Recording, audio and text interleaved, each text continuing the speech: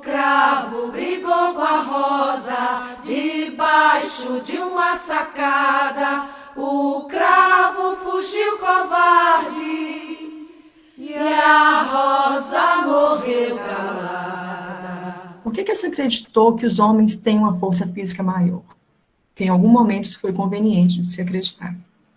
Porque o lugar da mulher para o papel social que quiseram incutir na nossa mente é dentro de casa.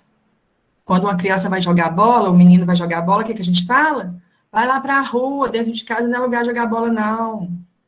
Então, o lugar do menino é na rua, é liberto, né? É podendo beber, podendo se embriagar, é podendo namorar com 3 ou 4 ao mesmo tempo, porque isso demonstra virilidade. A ONG Plan Internacional Brasil, ela fez uma pesquisa com meninos e meninas entre 6 e 14 anos de idade. 81,4% das meninas arrumam cama, 11,3% dos meninos arrumam camas. Para lavar louça, 76% das meninas lavam, 12% dos meninos lavam. Limpar casa, 65% das meninas contra 11% dos meninos. Mas o que isso tudo tem a ver com feminicídio? Tem a ver que nós estamos ensinando para os meninos e para as meninas que eles são diferentes simplesmente por serem meninos ou meninas. Lavar louça, arrumar casa, arrumar cama, não torna um menino afeminado, como alguns gostam de dizer. Jogar futebol, taekwondo, trocar pneu, não fazem de uma menina masculinizada, como alguns mencionam. Essa não é a questão. A questão é que nós estamos desenhando mulheres submissas e desenhando homens agressivos, homens que não cuidam do seu próprio lar. Então, esse homem ele já é agressivo não porque ele naturalmente é agressivo, não, porque a sociedade o fez assim.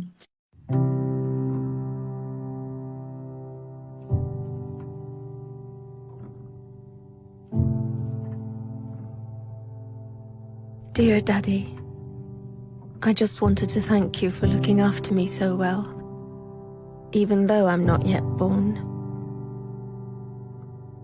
I know you already try harder than Superman. You might even let Mommy eat sushi. But I need to ask you a favor. Warning. It's about boys. Because, you see, I will be born a girl, which means that by the time I'm 14, the boys in my class will have called me a whore, a bitch, a cunt, and many other things. It's just for fun, of course. Something boys do. So you won't worry. And I understand that.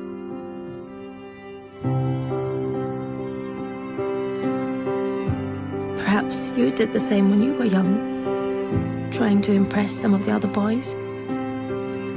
I'm sure you didn't mean anything by it. Still, some of the people won't get the joke. And funnily enough, it isn't any of the girls. It's some of the boys. So by the time I turn 16, a couple of the boys will have snuck their hands down my pants while I'm so drunk I can't even stand straight. And although I say no, they just laugh. It's funny, right? If you saw me, Daddy, you would be so ashamed, because I'm wasted. No wonder I'm raped when I'm 21. 21 and on my way home in a taxi driven by the son of a guy you went swimming with every Wednesday.